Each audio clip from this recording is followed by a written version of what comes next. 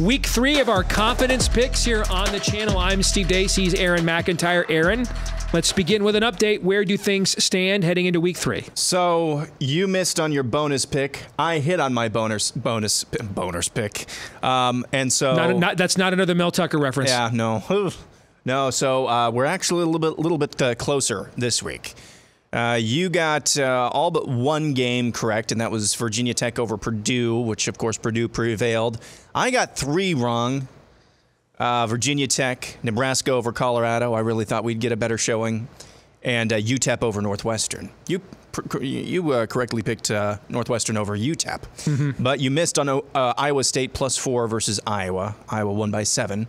And by the hair of my chinny chin chin, Illinois versus Kansas under 58. The total ended up at 57. Yeah. So I hit that, which brings our total. You still are in the lead, but you're at 150 to 147, which brings us to week number 3. I love the variance of the bonus pick. Yep. I like that. Yep. That was a 14-point swing. Yep.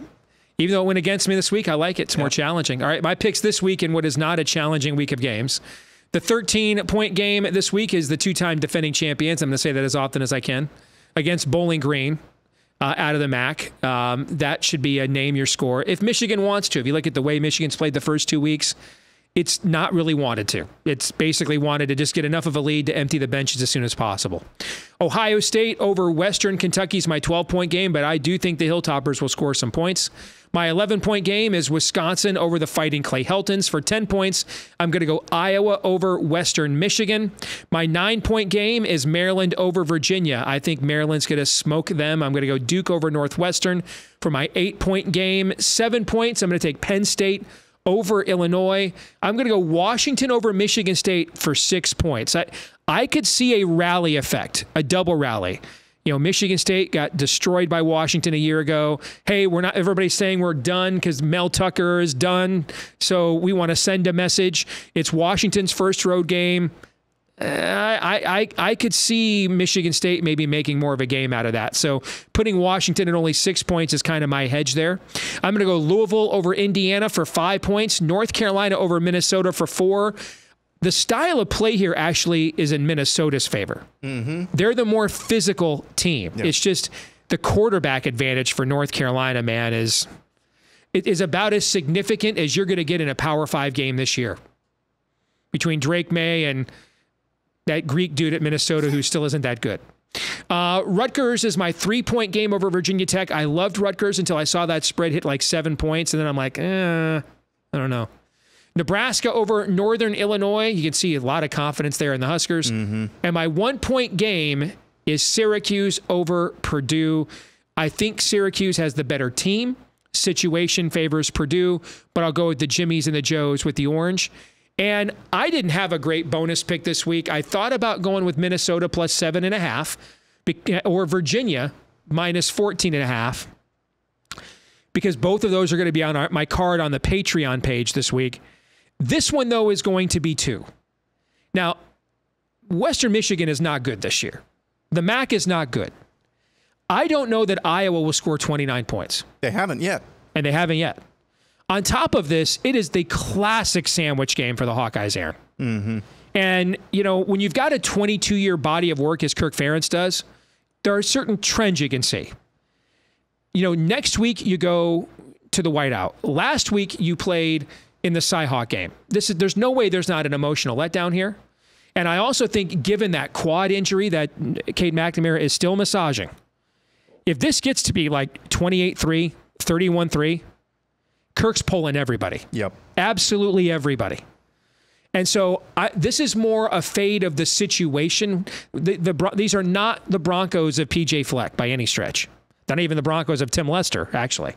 But I could see this being a 31-10 kind of a game, or even 31-3, which would then be 28. So now that we're outside of a key number of 4 full touchdowns, given how shaky the Iowa offense has been in scoring touchdowns, and the situation of a classic sandwich game, I'm going to take the Broncos plus 29 as my bonus pick this week. Yeah, I mean, I think your analysis probably could have stopped and started with Iowa just hasn't scored 29 in a game yet. So we'll play that trend line. All right, you may be shocked who I have number 1, but we will start with my number 13. It's Michigan over Bowling Green. Where is that? Kentucky? Bowling Green, Ohio. Ohio. Yep. Okay. See, I don't even know. I still don't know what a Bowling Green is, but Michigan is playing one this week. Number 12, I've got Iowa over Western Michigan. Yes, it is an emotional letdown spot, but Western Michigan, not good, as you said. Iowa should just be able to show up and win. Famous last words. I've got Ohio State over Western Kentucky in my 11 slot. I agree there could be a lot of points in that game. Two quarterbacks, two styles of play that should insinuate that you'd see a lot of points there. But I don't think Ohio State should have much trouble with Western Kentucky. Duke over Northwestern. This one could get ugly. That's my analysis. Number 9, I'm more confident in Washington over Michigan State than you are. There could also be the fact that those players from Michigan State are like, this guy that recruited me here, that brought me in out of the transfer portal, what have you. He was trying to hit it with the gal that he brought in to educate us about sexual assault and the dangers of going down that path. I don't know. I just think that's a huge distraction. But you could be correct too. It could be a double rally point. 8, North Carolina over Minnesota.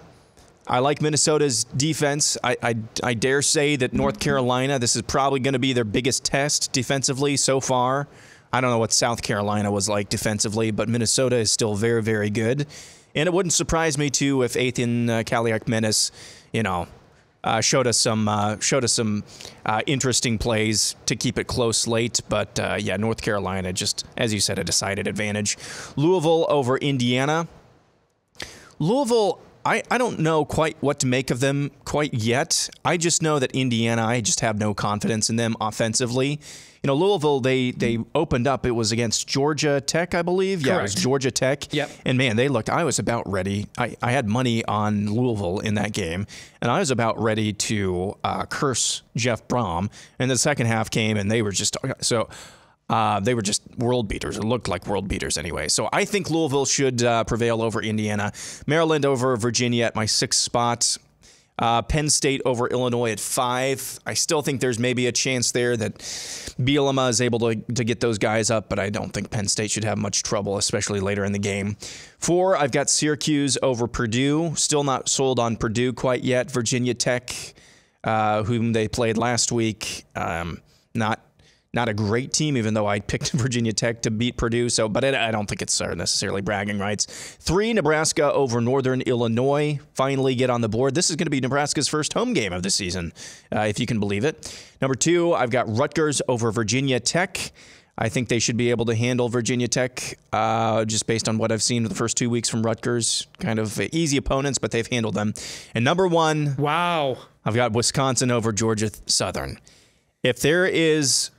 This is just hedging. I do think Wisconsin will win, but this is just hedging. If there's any sort of, yesterday on Bigger 10, our feedback said they've lost the identity. This might be a spot where it's an you throw a couple of interceptions at inopportune times. Georgia Southern plays a style of offense where you've got to keep up with them. I think this could be, I know it's a 19-point spread in Vegas. I know Georgia Southern was picked 5th in the Sun Belt Conference East Division, and it's more likely than not that Wisconsin could go in and just handle them with aplomb. But I'm just hedging that if there is any cracks in the foundation in Wisconsin, we could see them in this game. And my bonus pick, I've got Georgia Southern versus Wisconsin over 64 points. So I do think we will see some scoring. All right, good stuff. We'll see whether I grow the lead or you cut into it and even overtake it in this week's game. So thank you, Aaron, very much. We'll see you next week right here on the channel. Until then, take care.